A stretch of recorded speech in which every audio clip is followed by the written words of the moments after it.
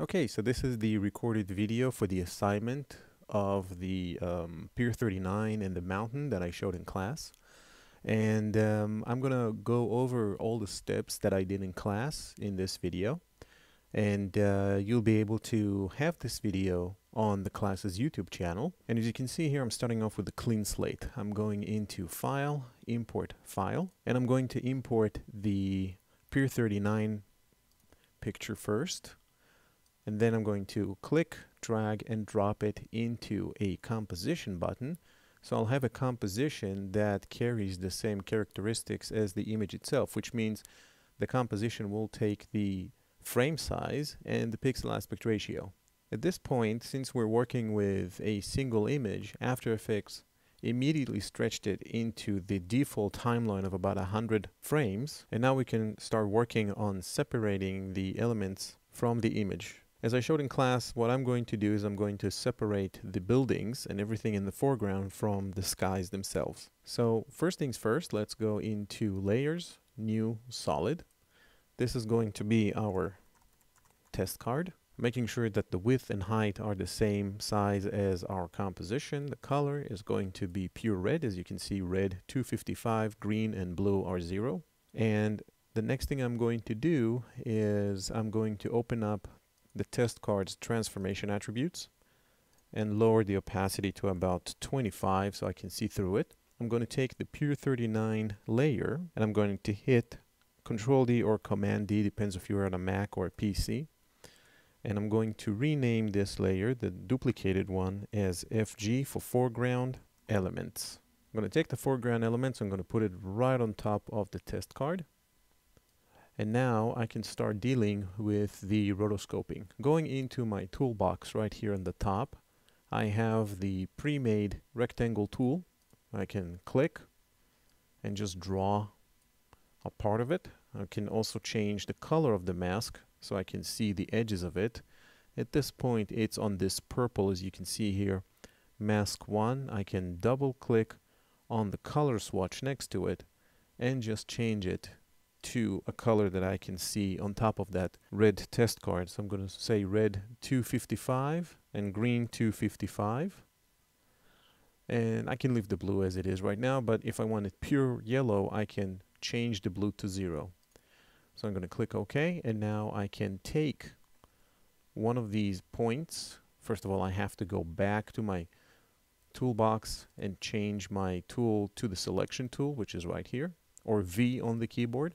I click away from the points, and then I can take those vertices individually and just try to line them up as best as possible to the edges that I see on screen. As I did in class here, I'm also covering the entire image by simply making sure that my mask goes beyond the edges of the frame itself. Now, of course, that with 4 vertices, it's not enough to cover everything in the footage here. So I'm going to have to take my pen tool, which is right here by the rectangle tool. And once I click on it and I put it on an edge of a mask, as you can see here, it will add vertex points. And then I can take this vertex point that I just created and make sure it follows the edges of the object that I'm trying to isolate. So let's do it one more time. Click and drag the point. What's good about After Effects is that it's somewhat versatile with the pen tool. So which means that once you click on a point, you don't have to check the selection tool in order to move the vertex point. It will let you do that once you stand on a vertex point. So I have another vertex point here that I need to insert. Click and then just move it a bit and then click again. And as you can see here, I accidentally clicked away and I caused it to be a Roto-Bezier point, so I can just take these handles and put them back on the point, so now it turns out to be a hard point. And then I can go back to this point and drag it. Now please note that I also going to click here and add this point over here and then take this point and point it down. So I'm trying to cover the general shape of the rooftop without the tiny little details of these chimneys and vents.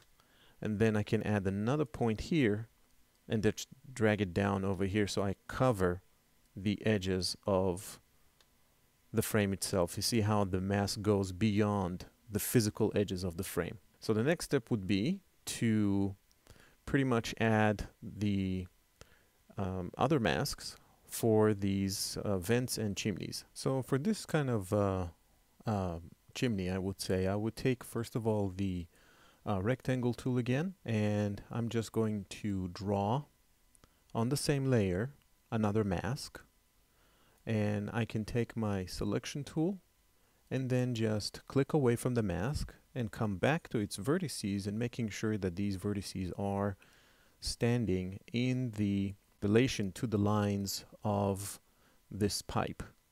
And I can take this one, and what you can do, you can also use the arrow keys on the keyboard in order to nudge it into place.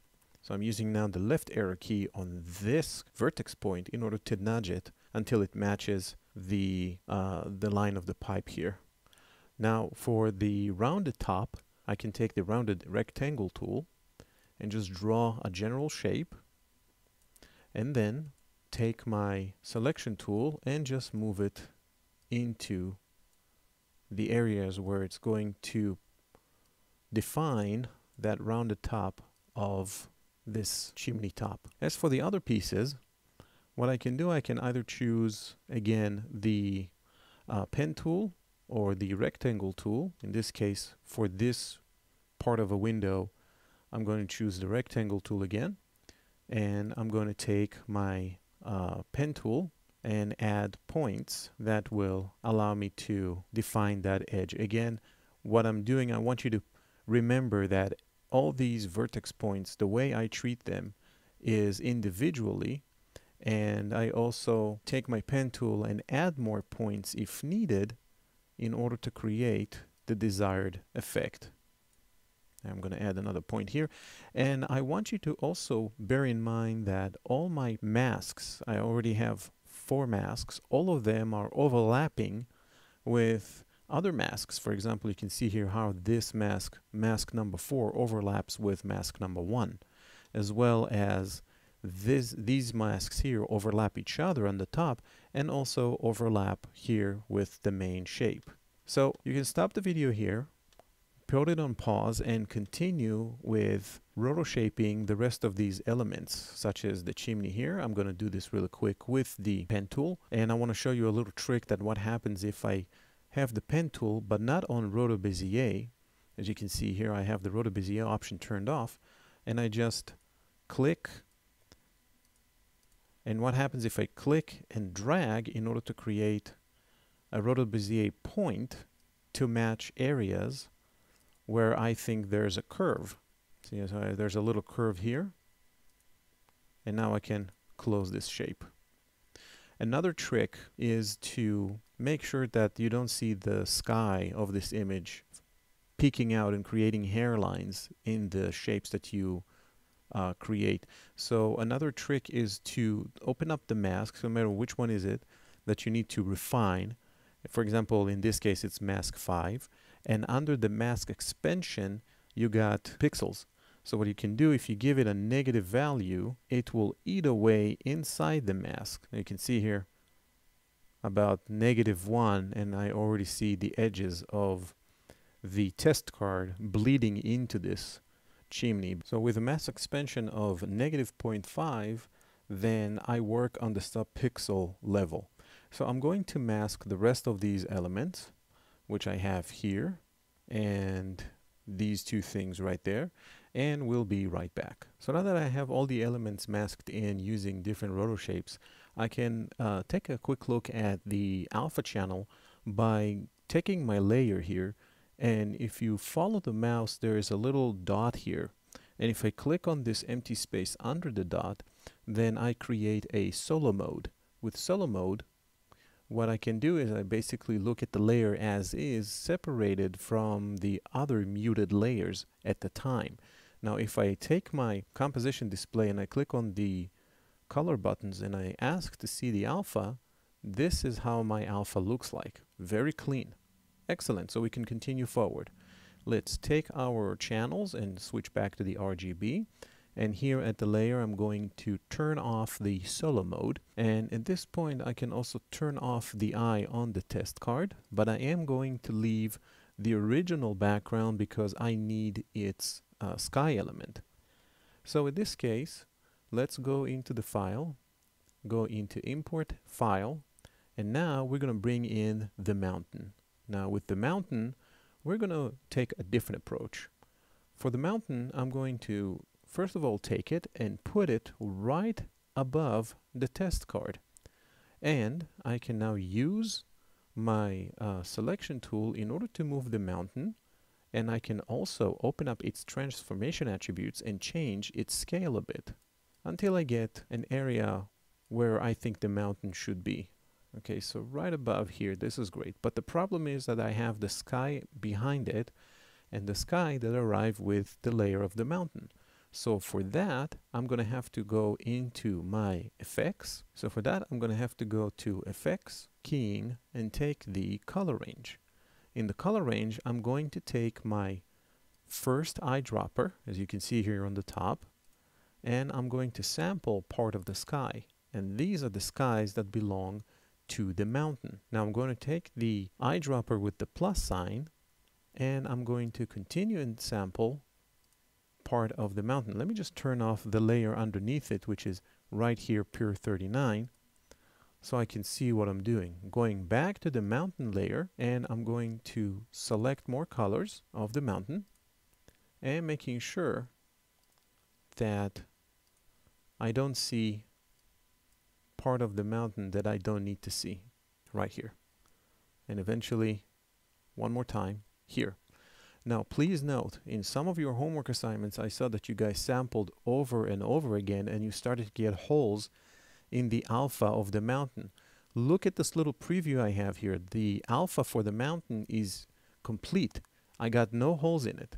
So this is what the result you want to have. If you have holes, then the layer that comes underneath the mountain will start to peek out through it, and this is not something that you want to do. So let's bring back the pier39 layer, turn on its eye, and the next thing I need to do is change the color of the mountain. I need to make sure that the mountain layer, of course, is highlighted.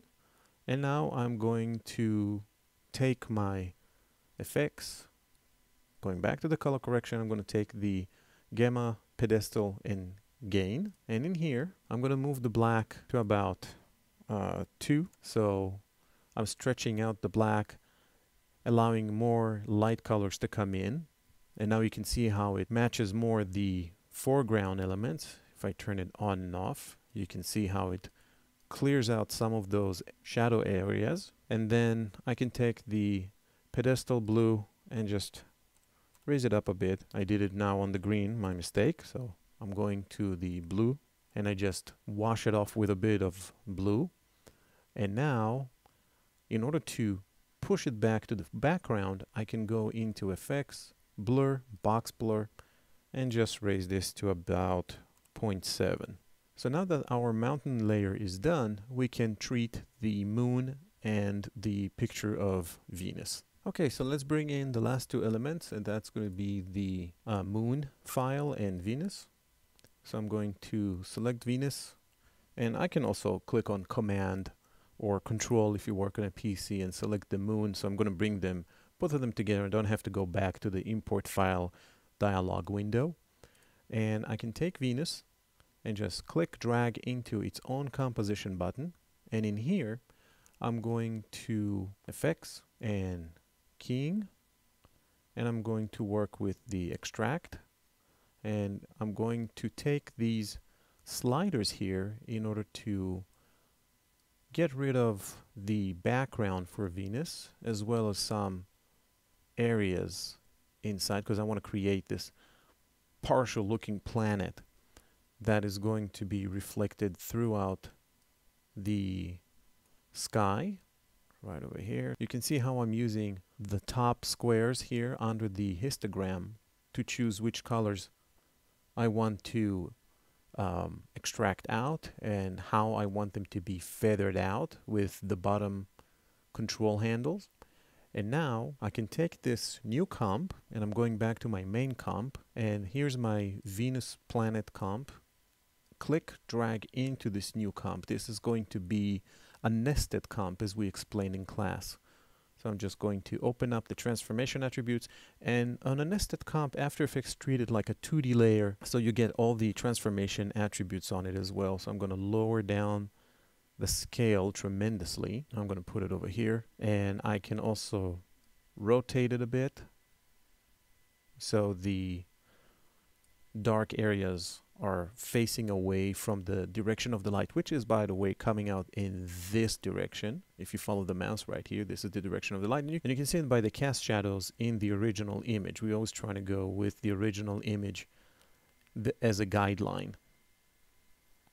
Okay, so now I can take this pre-comp and go to effects, and I'm going into the color correction. I'm looking for the photo filter. With the photo filter, I'm going to cool it down by using the cooling filter type 82 in order to get rid of all that warm sandy color. And I can now take the layer and change its behavioral mode or blending mode into add, and lower down the opacity tremendously. So this part will show up as a distant planet. I can take again just a bit of the size and move it away.